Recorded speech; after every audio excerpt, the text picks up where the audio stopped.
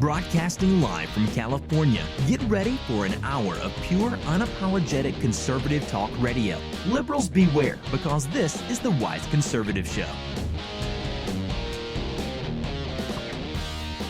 Good afternoon and welcome to another episode of the Wise Conservative Show. I'm your host, Connor Wise. I do want to apologize for last week. My episode did get cut off short. My internet cut out right around that 50-minute mark. So basically got cut off for the very last segment, a little into it. But let's hope that doesn't happen this time, and let's get right into it. We can see now that actually there's a lot more of this talk going on about deportation and who exactly should be deported. Of course, with the DREAM program that President Obama enacted, there were a lot of people that liberals are now saying shouldn't be deported, and this is now all coming out after a whole issue with this. But we can now see that the new Attorney General, Jeff Sessions, he defended the new immigration policies of this current administration just today in response to criticism over the deportation of a 23-year-old dreamer who was brought to the country illegally when he was 9 years old. Now, this was in an appearance on Fox News' Happening Now. He was asked about the case of Juan Manuel Montes, who says he qualified for the Obama administration's Deferred Action for Childhood Arrivals, or DACA program, but he was deported to Mexico in February after being stopped by a police officer here in California. Now, Montes is actually suing the federal government because of that. And now Montes' attorney says that he qualified for DACA in 2014 and was renewed in 2016, but U.S. Customs and Border Protection officials say that his permit expired in 2015 and was not renewed. They also note that Montes had been convicted for theft. Sessions said that he doesn't know why Montes was deported and denied that DACA recipients are being targeted for deportation, but he warned against illegal immigrants thinking they are safe from deportation just because they have lived in the country for a long time. Quote, DACA enrollees are not being targeted. I don't know why this individual was picked up. Everybody in the country illegally is subject to being deported. So people come here and they stay here for a few years, and somehow they think they are not subject to being deported. Well, they are. Now, President Trump hasn't really been clear about his intentions for these DACA recipients. He did pledge during his actual campaign to end DACA, but we all know that so far he hasn't actually done this, and he has said in recent interviews that the DACA recipients should not be worried. But Sessions, of course, did warn that while the administration is focused on certain types of illegal immigrants, they weren't ruling out deporting anyone here illegally. Quote, our priority is to end the lawlessness at the border, stop the additional flow of illegals into the country, then to prioritize those who have gotten in trouble with the law, recent arrivals, people who have been deported previously, drug dealers, and other criminal activists. They need to be deported first. But we can't promise people who are here unlawfully that they aren't going to be deported. Now, Montes' case swiftly has taken up Democratic lawmakers. They've all kind of gotten on board with this, and definitely progressive groups. And they cited the deportation as an example of a cruel immigration policy. Quote, the Trump administration's cruelty towards the Dreamers disgraces our values as a nation. Shame on them. And that was the ever clever Nancy Pelosi, who we always hear statements from her that are kind of out there like that. Now, this is an example that we haven't really seen something this specific yet in terms of the left attacking Donald Trump and his administration for immigration policies. We haven't seen something about a specific act like this or a specific case yet. But this does bring up that important question of who exactly is going to be prioritized in terms of these deportations. And just as Attorney General Sessions said, he said that if you are here illegally, you have a chance of being deported. And that's how it ought to be. That's not how it was for quite a lot of years. And that's how our country needs to get back to. That's what it needs to get back to. And that's exactly what the Trump administration has said they are going to do.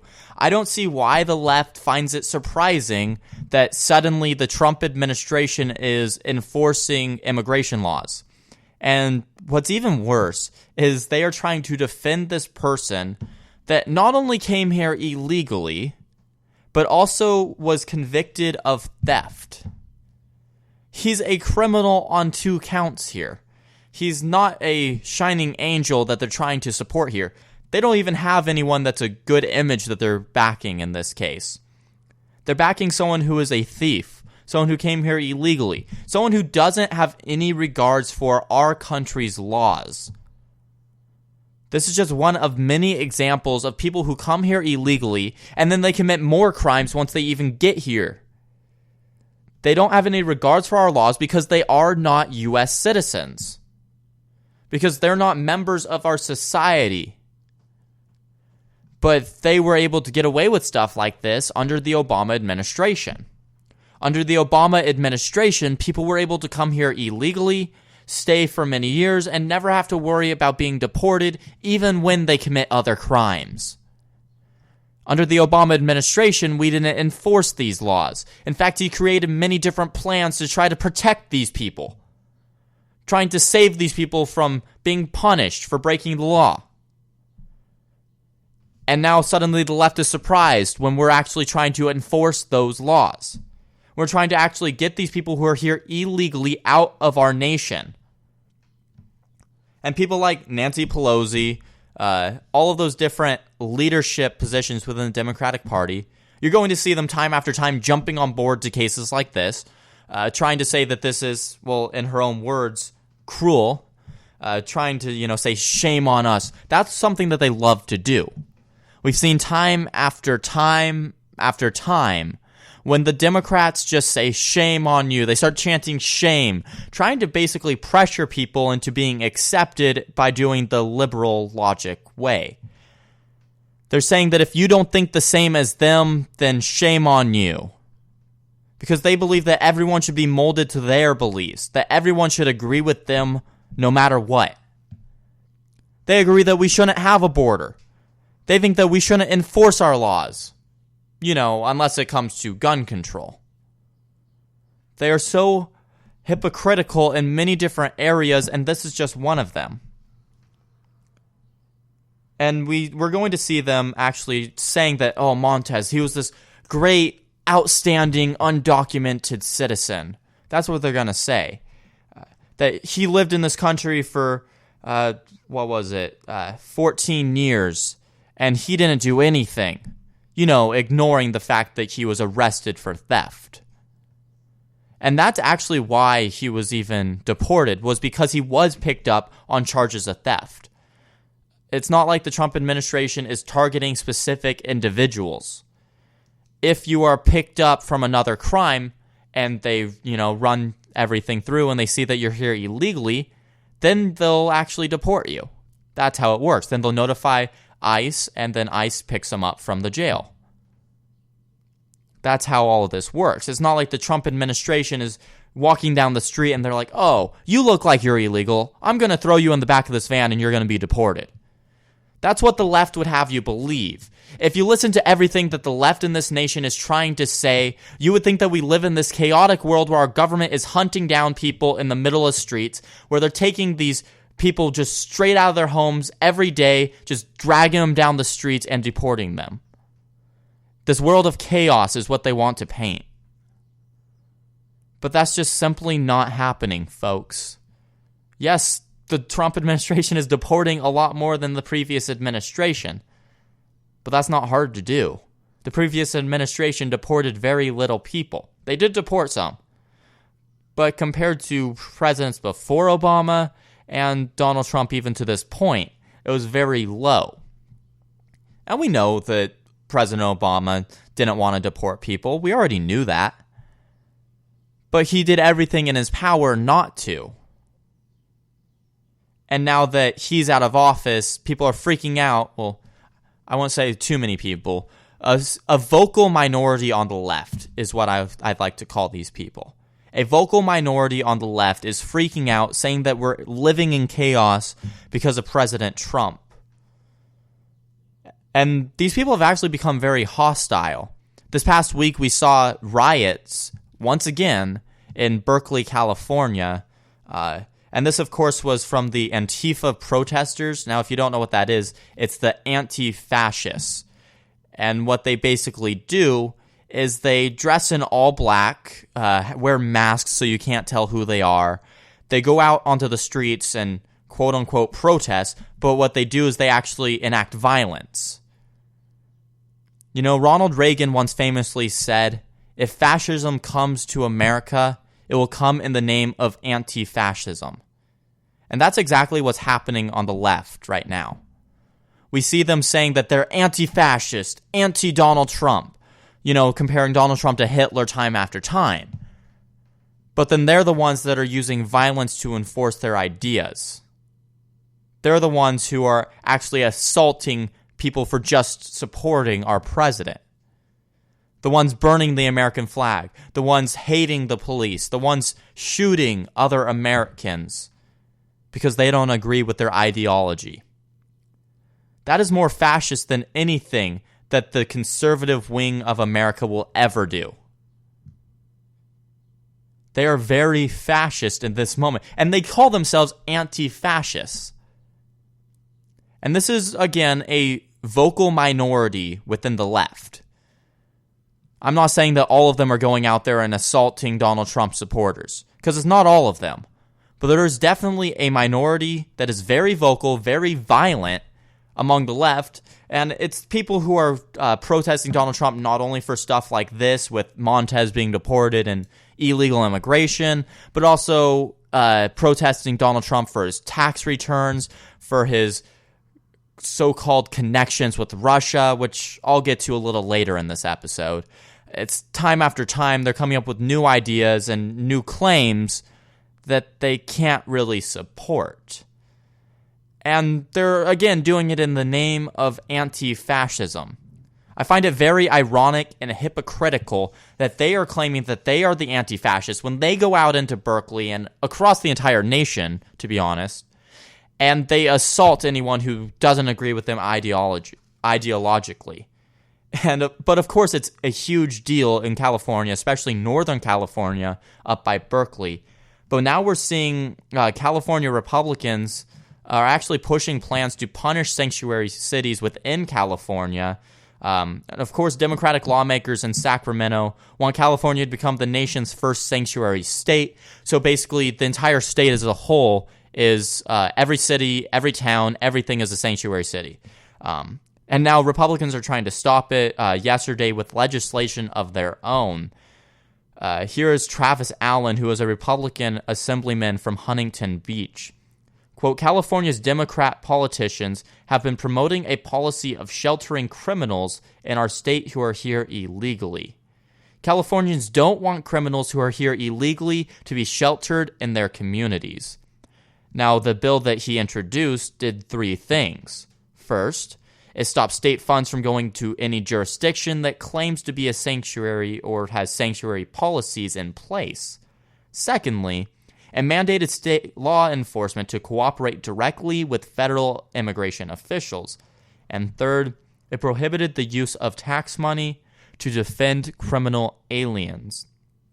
Allen, who unveiled the bill alongside Agnes Giboney, whose son, Ronald Da Silva, was fatally shot by a previously deported illegal immigrant in 2002. Quote, I don't want another family member to live the hell with pain and suffering that I live with every day. There was no second chance for my son. Where is his sanctuary city? Where was his protection? And that's from Giboney. Now, we can see that Allen's bill countered the SB 54, which prohibited local law enforcement from communicating with U.S. immigration and customs enforcement officials, or ICE officials, in almost all cases. The only exception that the previous bill involved is convicted violent felons. Allen believes that's troublesome because that means everybody else, including those deported in the past, those convicted of prior or multiple misdemeanors, and those who plead guilty to lesser offenses would be protected, and that's under the bill that Democrats introduced, SB 54. Now, Allen then went on to say, quote, "We're not talking about someone's grandmother sitting at home. Child abusers, drug abusers, stalkers, people guilty of sexual battery. These are serious criminals, and we shouldn't be using state funds to protect those criminals in our communities."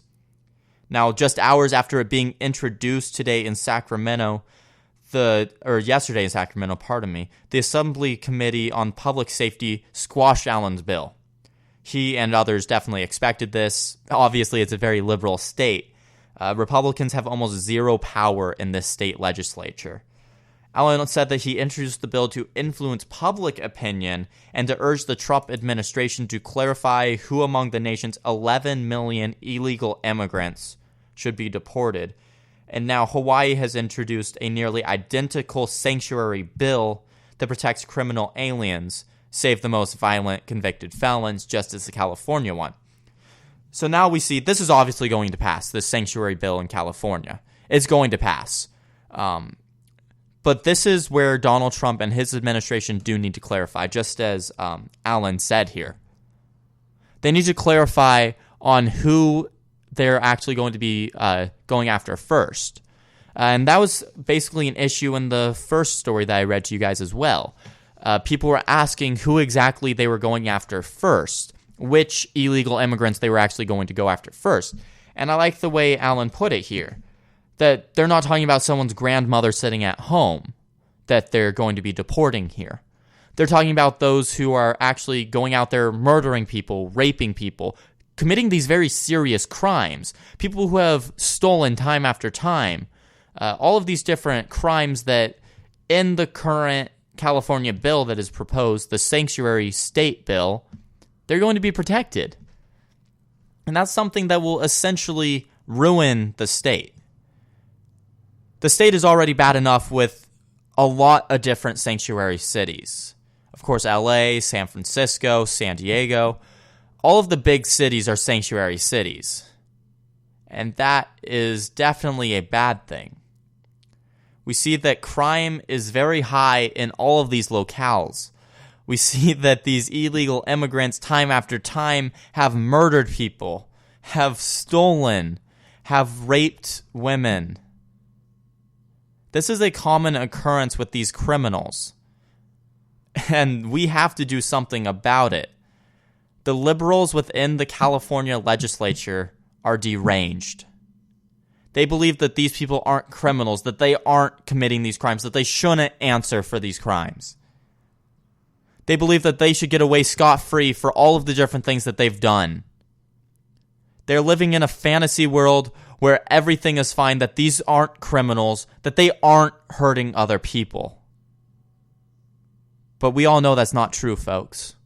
We know that these people are committing crimes, that they are negatively affecting our communities, that they are taking California as a whole downhill with them. That they're taking, and if this passes, the entire state and making this giant criminal zone. That's a scary thought, folks. It's a scary thought that a legislature would ever try to pass a bill that will allow illegal immigrants, criminal immigrants, to walk away no matter where they are and get away with it. To directly violate federal law. To directly stand up to the federal government on a federal issue. Folks, we are a federalist nation. Now, what that means is we have some powers reserved to the federal government and some reserved to the states. Interstate issues, such as the border, are left to the federal government per many different Supreme Court cases. This is a federal issue. Immigration is a federal issue. And a state trying to blatantly disregard this is illegal. And they shouldn't be able to do this whatsoever. This should be left to the federal government, and they should assist the federal government in enforcing this law. And Hawaii is now doing the same thing, and this is just a horrible precedent to be setting throughout the entire nation. All right, I'm going to take one quick commercial break. Don't go anywhere. This is the Wise Conservative Show. Hi, everybody. Connor Wise here with an exclusive clip from the Wise Conservative Show. Don't go anywhere. I'll be right back. And every time that these universities take up this new social change that they're trying to promote, every time they take that up, they are taking away from that education instead. Because now they're focusing on these social changes instead of learning like they should be. Ever wanted to learn the history of the Israeli-Palestinian conflict in less than 10 minutes? Are you looking for the truth about the so-called gender wage gap?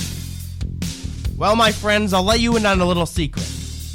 Prager University is a source that I use all the time when preparing for my show, The Jason Veely Program. Dennis Prager and his team have put together a remarkable organization that seeks to explain and spread Americanism through the power of the internet. Their short yet extremely informative videos reach more than 100 million people per year, and they want to reach you as well. Go on YouTube and type in Prager University, or go to prageru.com for all of their latest content.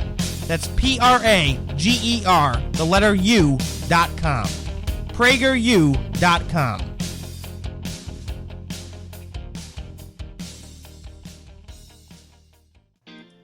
Have you ever wanted to stand up to your liberal professor? Have you ever wanted to help expand the conservative movement? Well, it sounds like you would be a perfect fit for Youth Revolt. Youth Revolt is a team of dedicated young conservatives fighting liberal indoctrination within our school system. If you're interested in being a part of this team by being a columnist or even hosting your own radio show, go ahead and click the Join Now tab at the top of youthrevolt.org. You'll be asked to answer a few questions, and a Youth Revolt team member will respond to you quickly. Be a part of something bigger than you. Be a part of Youth Revolt. Speak without fear.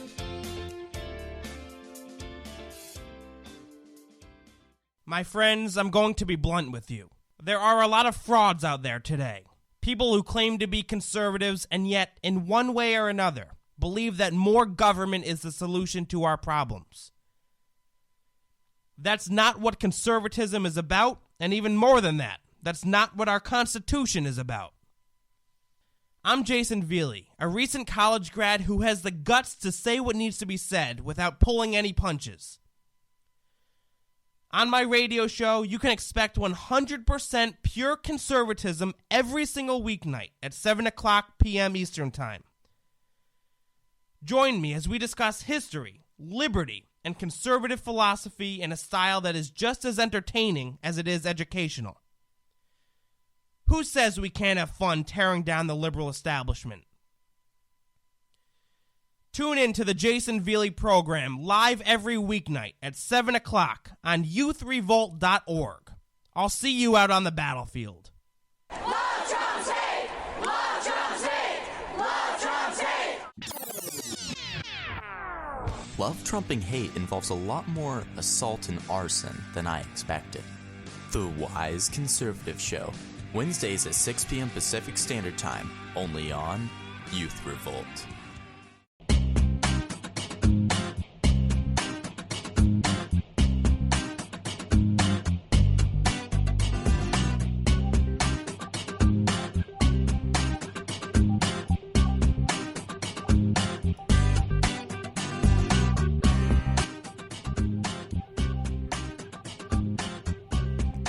Welcome back to the Wise Conservative Show. Once again, I am your host, Connor Wise. Now, we're going to change gears up a little bit here and go to an actual agency that I've discussed a little bit on the show before. We've covered a lot of different incidences that have happened with this actual agency, and that, of course, is the EPA.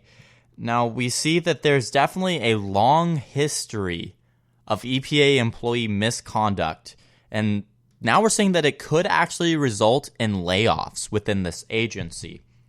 The Environmental Protection Agency has been riddled with employee misconduct, including workers who drink, smoke marijuana, and even watch pornography on the job. Inspector General reports over the past few years detailing employee misbehavior could serve as ammunition for the new EPA administrator, Scott Pruitt, who is seeking to eliminate 25% of the 15,000 employees at the agency. Now, when we actually look at it, we can see that only 6.5% of EPA employees are essential. And this is according to the government's own calculations when it faced that shutdown in 2013. At the time, just 1,069 employees were deemed necessary to continue working during the 16 days the government was closed. Now, the most notorious case of misconduct was the EPA official who earned $120,000 and performance bonuses after being caught, and this is after being caught watching pornography for up to 6 hours a day on the job. The geologist in the EPA's Office of Air and Radiation downloaded over 7,000 pornographic files on an agency server and admitted to masturbating at work. He received paid leave for nearly 2 years after being caught. For 2 years, he received paid leave after all of that. Now, this official, however, wasn't alone in viewing pornography at the EPA.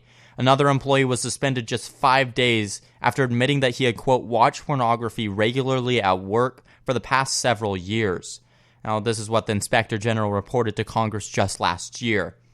The employee's punishment was he no longer could telework or, quote, attach any unauthorized external drive devices to a government computer. Another EPA contractor admitted he watched pornography on a government computer for 18 years, the Inspector General said. The contractor said he was addicted to porn and was fired by his company. The Inspector General recovered $22,088 of the contractor's salary, which was equivalent to the amount of hours he had viewed pornography at work over the course of 1 year. The agency has also employed convicted child molesters, including one employee who the EPA paid $55,000 to retire because officials couldn't find a way to fire him. Other EPA employees have been caught growing marijuana and drinking on the job. One employee was arrested in 2015 after trying to bring, quote, 3 grams of marijuana and 2 marijuana pipes through the security checkpoint at an IRS facility in Denver, Colorado. After receiving a conviction of $2,500 fine and 20 hours of community service, the employee was suspended from the EPA for just 21 days, the Inspector General said. Now, another EPA employee had a marijuana growing operation in her residence. She was placed on administrative leave for 7 months before retiring in 2014. Now, the Inspector General also reported just last year that an employee was arrested for drunk driving while on the job. The employee also abused time and attendance policies and had been arrested for driving under the influence 3 times, one of which occurred during a workday for which the employee charged 8 hours of telework. On one of the other occasions, the employee was arrested while driving to work, and the employee ended up resigning before he could actually be fired. Now, another EPA employee became known as the Poop Bandit after smearing feces in the hallway at an EPA office in Denver, and it's still unclear if the EPA employee was ever even identified, even after the situation became very bad. Now, we know now that the Trump administration's goal is to cut the EPA workforce by 25%. And to reduce the agency's budget to about $5.7 billion. The EPA is a very large agency currently. The Obama administration used it time after time to enforce its regulations and to do a lot of tests on the environment. We saw them using the EPA to basically weave in and out of different regulations. And the EPA single-handedly caused many businesses to leave America and go to other nations because of the regulations put into place. Furthermore, we've seen the EPA time after time actually polluting more than it's helping. Just last year, the year before, they polluted the Colorado River, and they had to clean it up. But that was after they were trying to test and trying to clean it up themselves. The EPA is not a very useful agency. Is not a very good agency. And apparently it doesn't even hire good people. The EPA is an agency that needs to be cut back tremendously. It has not helped this nation whatsoever. If you even look into it, I guarantee you will not find one instance of the EPA actually helping this nation. You will not find one instance of it. Because all it does is regulate businesses, make it harder for them to actually thrive in our nation, and then they go and pollute themselves. Or they hire these disturbing people. There is so much misconduct that goes time after time within this agency. And it's a wonder why, and people wonder why they actually can't get anything done. This agency was used by the Obama administration to basically undermine different areas of government and basically to undermine other regulations and companies. But now, luckily and thankfully, under this new administration, there's going to be a large cut, that 25% cut to the workforce, and that's just a start. Now, if you didn't actually catch the numbers that I read at the beginning of this article, there are only 6.5% of those EPA workers that are necessary. The rest don't need to be there. 6.5%. They have 15,000 employees currently. Only 1,000 of them are necessary. This is a big deal. We see that the EPA is overemployed. We don't need that many jobs in it. We don't need that many people working for this destructive agency. We don't need this agency to become overbloated, just like the rest of the government already is. Cutting back on this will greatly save money, it will greatly help our government, greatly help our businesses in this nation. We see that currently we are $19.8 trillion in debt. While this isn't the largest part of our budget, every little bit helps. Welfare is another huge chunk of it, and that needs to be cut back a lot too.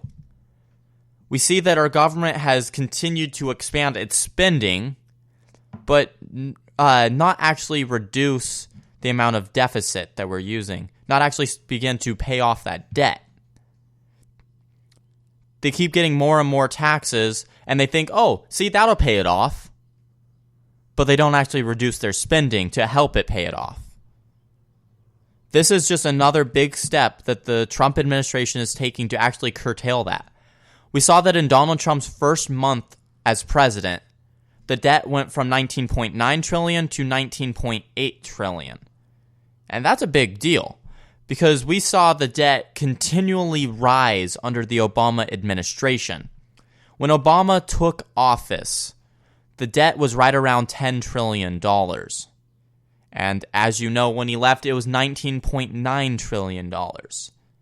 He added more debt to this nation than every single president before him.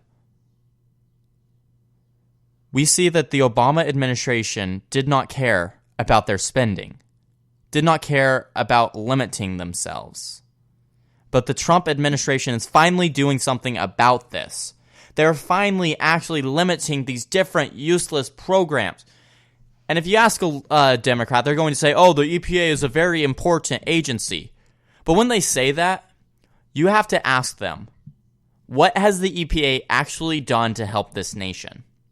They're not going to be able to answer you, folks, because the EPA hasn't done anything good. And this is just one of many different agencies throughout the entire government that hasn't done any good to the American people. I mean, we have so many governmental agencies that the government itself doesn't even know how many agencies it has. I had to do a research paper on this. I looked at many different governmental sources for this. One said we had about 60 governmental agencies. Another said around 100. And a third source said we had over 400 governmental agencies. The government itself doesn't even know how many agencies and programs we have. And that's how overbloated it has become. It has become to the point where we have to act now or else it's going to get uncontrollable. So that we can get that down to a small number. So that we can get that down to around 60 agencies if we even need that. The EPA is a great start, and I am glad that the Trump administration is already planning on curtailing a lot of that spending. But now actually moving into some more foreign policy, we see that the Islamic State may actually be on the brink of defeat in Mosul, but the radical Muslim terror group isn't giving in without a bloody fight. And we can see that this is definitely a big deal. More than 24 Iraqis stationed with U.S. and Australian military advisors in the Mosul vicinity required treatment after being hit Sunday by a chlorine gas attack. Now, a day earlier, 7 Iraqi soldiers were documented to have been injured in a similar attack in the Abar neighborhood of western Mosul. However, one Iraqi soldier positioned around the Mosul attacks site dismissed the recent incidents as not a big deal and insisted that there has been no significant fallout. Now, the Iraqi Major General Abdul Ghani al-Assadi, he also denied accounts of chemical assault. Quote, there was no use of chemicals in recent days, he told reporters, adding to the Daesh, as ISIS is commonly referred to in that actual region, is just publicizing the use of toxic materials to rally its own troops after an onslaught of deaths and defeats. Further, a U.S. military spokesperson for Operation Inherent Resolve, which is the official name of the ISIS abolition mission in Iraq, told Fox News that the, quote, coalition is aware of reports of low-grade chemical attacks on our partner forces. Then continued to say attacks were largely ineffective and further displays the desperation of ISIS as they seek to hold an untenable position in Mosul. Accounts of chemical attacks early last month were also extinguished by the top brass, Iraq's UN ambassador Mohammed Ali al-Hakim, who said there was no evidence of chemical warfare. The Iraqi prime minister flatly denied the chemical allegations as wrong, saying that what happened actually was just a mixture of smoke and gas, which has a limited impact. Now, definitely a lot of others are skeptical of these claims, though. One Kurdish official, who is not authorized to speak to the media, expressed concerns that facts and figures are being obscured. The official said, quote, multiple gas attacks did take place over the past week, and that the military casualties were not known. But the coverage on the issue was being squashed. The founder of and CEO of multi-operational security agency intelligence company, which has long operated in this region, affirmed that chemicals were deployed this past week and that the jihadist faction continues to use chemical weapons. And since the recent use of sarin gas in Syria, it has spurred ISIS to increase their use of it. Quote, chlorine is easily obtainable, created, and stored. They have mustard gas stockpiled as well as radioactive material that can cause cell phones to go haywire when brought close to it. It would glow on the ground as well as on the bodies of the affected soldiers. Now, we can see clearly from this that Iraqi officials are actually downplaying this, trying to say that they've already taken back Mosul. Now, it's definitely been a long and bloody fight. We've seen for a couple months now they've been fighting to take back that city. And it's been a horrible fight. It's been back and forth. And ISIS is on the brink of losing the city. I'll give them that. But this is still the plan that was enacted under the Obama administration. Working and training soldiers of the Iraqi military instead of actually using our own military. And it hasn't worked very effectively. We can see that ISIS has still been able to thrive even with this happening. ISIS has still been able to operate and even obtain these chemical weapons, because there's no doubt in my mind that they do have these chemical weapons and are using them. ISIS has been able to actually establish itself even more within the Middle East under the last plan that we have used, which is that training program. We need to actually send in troops to the Middle East to combat ISIS, more than what we currently have. We do have a few thousand, but it's just not enough.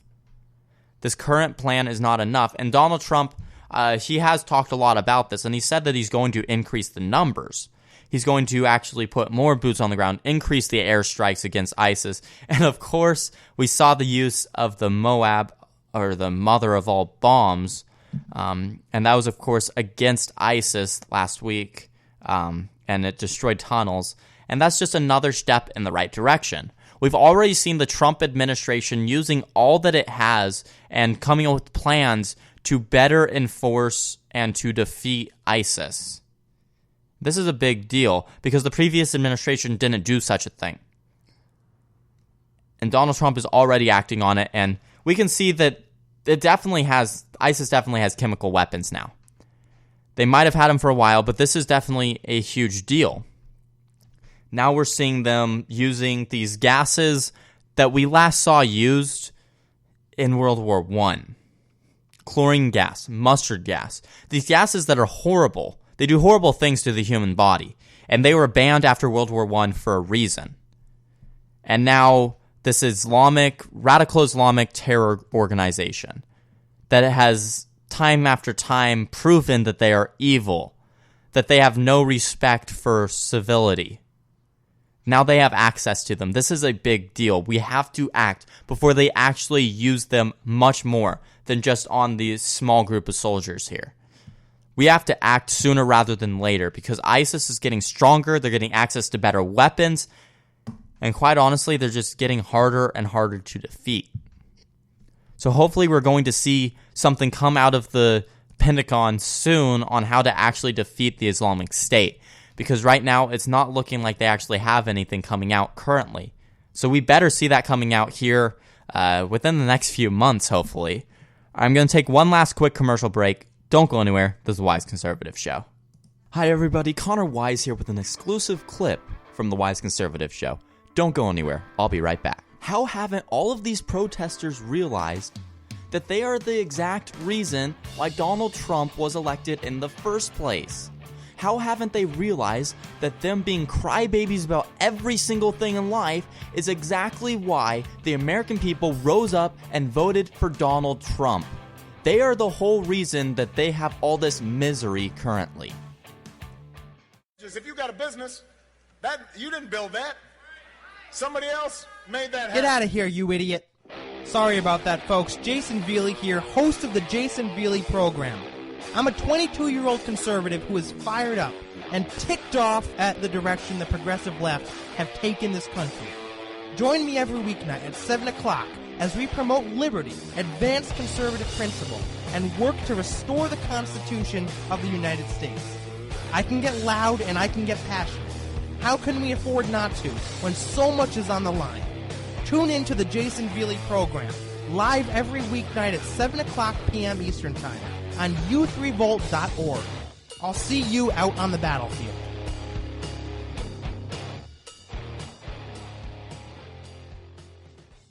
Hi everybody, Connor Wise here with an exclusive clip from the Wise Conservative Show. Don't go anywhere, I'll be right back. And every time that these universities take up this new social change that they're trying to promote, every time they take that up, they are taking away from that education instead.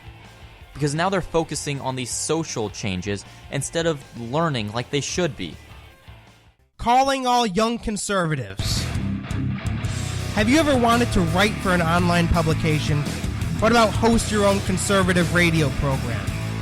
Now you can, thanks to youthrevolt.org. Youth Revolt is a conservative media network for young people, the goal of which is to educate our fellow Americans and also to expose the left-wing indoctrination that goes on in classrooms across the country. Become part of a team that is dedicated to taking the country back, one radio program or opinion column at a time. If you're interested, go to youthrevolt.org and click on Join Us on the top of the page. Fill out our brief questionnaire, and one of our representatives will be in touch with you in no time at all. The time to reclaim our future is now.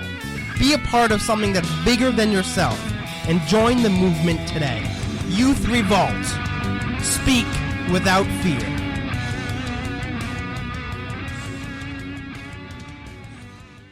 Ever wanted to learn the history of the Israeli-Palestinian conflict in less than 10 minutes?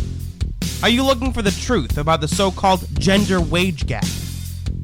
Well, my friends, I'll let you in on a little secret. Prager University is a source that I use all the time when preparing for my show, the Jason Veely program. Dennis Prager and his team have put together a remarkable organization that seeks to explain and spread Americanism through the power of the internet.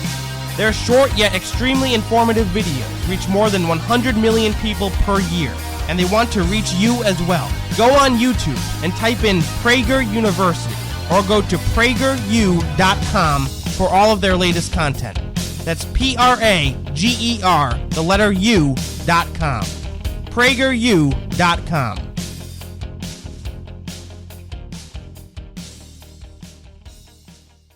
Love Trump's hate!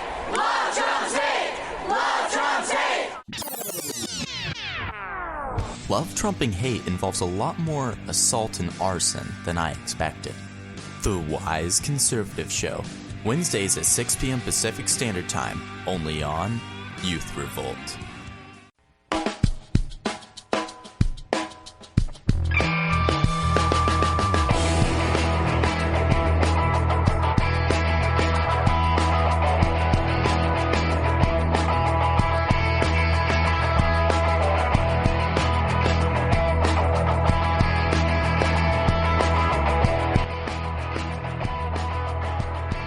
Welcome back to the Wise Conservative Show. Once again, I am your host, Connor Wise.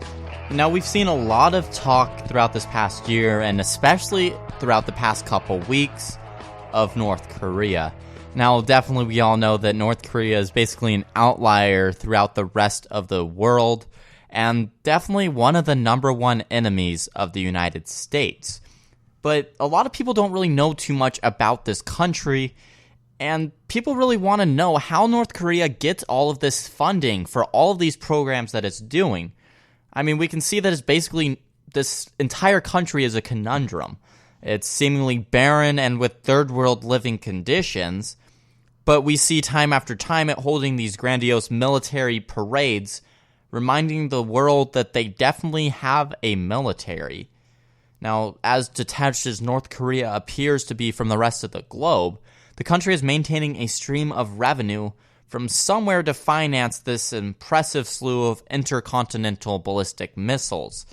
Now, where exactly does this money come from?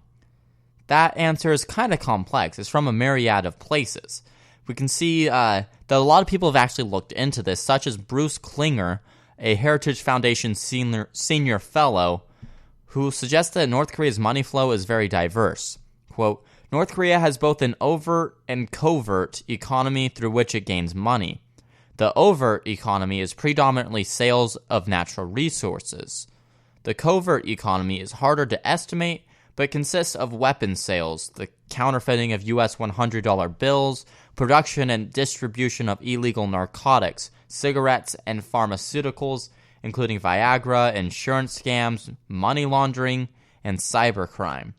Now, according to Klinger, that laundry list of dubious activities extends to skimming the wages of North Korean workers and North Korean diplomats, quote, involved in illegal sales of wildlife, rhino horn, and ivory. Now, when we actually talk about North Korea, you cannot miss out on the huge part that China plays in this nation. As this is definitely seen throughout a bunch of different areas, but we can see, according to Nicholas Eberstadt, who is an American Enterprise Institute scholar and an expert on North Korea, quote, without China, North Korea would be in a state of collapse. China is the huge and dominant actor in exports and imports for North Korea. North Korea's main activities include developing weapons of mass destruction, so China supports that, of course. Now, along with these illicit activities such as counterfeiting and drug sales, Eberstadt suggested other possible points of supply. Quote, other things we don't follow terribly well are overseas sources of wealth that belong to the Kim family, stashed in Macau and other places. Now, we do see that North Korea is definitely this pretty interesting place. I mean, not in terms of them being good, but in terms of no one really knows exactly what goes on there. Of course, they're an enemy of America, and they time after time try to act like they're very strong. We've seen time after time them testing these ballistic missiles, and we're fairly sure that they have nuclear capabilities. But as Kim Jong-un just this past week celebrated his grandfather's birthday, He had a huge concert, but this also featured a video simulation of a nuclear missile attack destroying what appeared to be an unidentified American city. Now, according to reports, a full orchestra played alongside the video, which depicted missiles soaring over the Pacific and engulfing a city on the U.S. West Coast. The video ends with an American flag and a cemetery superimposed with flames. Now, this propaganda video had a huge applause from those who are brainwashed within the nation. Quote, "When the performance was over, all the performers and the participants in the military parade broke into enthusiastic cheers of hurrah." And that is from the state-run news network within North Korea. North Korea has a long history of actually portraying these mock violence videos against the United States.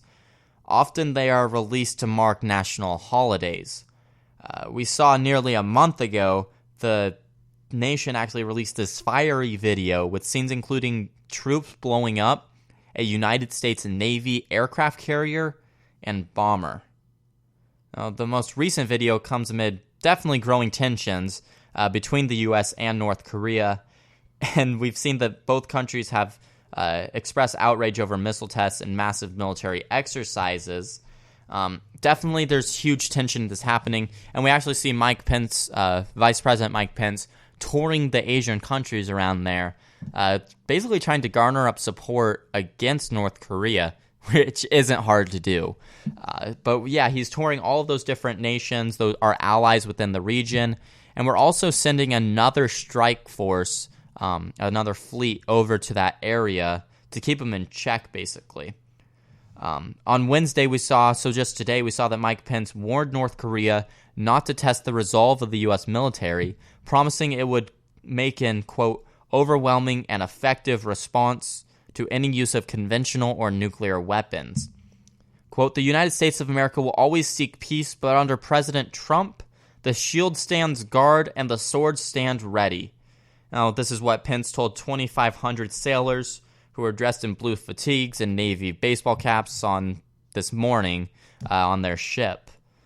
And this is in the naval base in Tokyo Bay.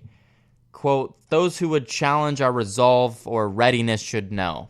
We will defeat any attack and meet any use of conventional or nuclear weapons with that overwhelming force." Now, we've seen that Donald Trump has already basically gotten China's support on this issue. Now, it's not full support. We already know that.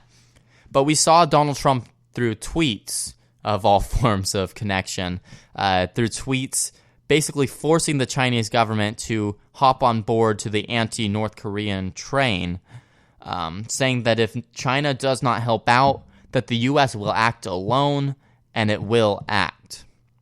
And so we saw that the Chinese President Xi actually hopped on board, basically, and he said that they will actually help and that they stand with the United States. We already know that China is North Korea's basically only ally. Iran is another one that they kind of had ties to.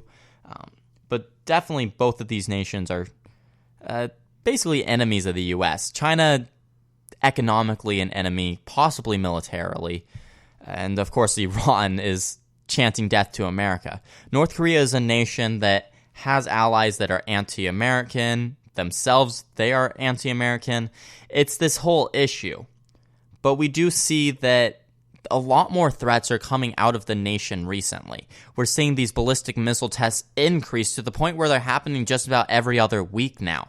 We're seeing the tensions rise. They're trying to get these capabilities up there. And we know from the fact that they are testing these ballistic missiles that they at least have the technology to fire at least short-range ballistic missiles. We can see that as they keep testing, their capabilities increase and increase, and their threat levels rise. So it is great, I believe at least, that Vice President Michael Pence is actually in the region, talking to different nations, actually working on this issue, and the Trump administration as a whole is already trying to resolve this issue. Because North Korea has been a threat to our nation for a very long time. North Korea has time after time threatened the people of the United States, and it's good to see someone actually doing something about it. All right, that's all for today's episode of the Wise Conservative Show. I have been Connor Wise. You can find me on youthrevolt.org. Go ahead and search Youth Revolt up on Facebook. You can find me on Spreaker.com/TheWiseConservative, Instagram @the_wise_conservative. I'd like to once again thank you all for tuning in, and as always, God bless.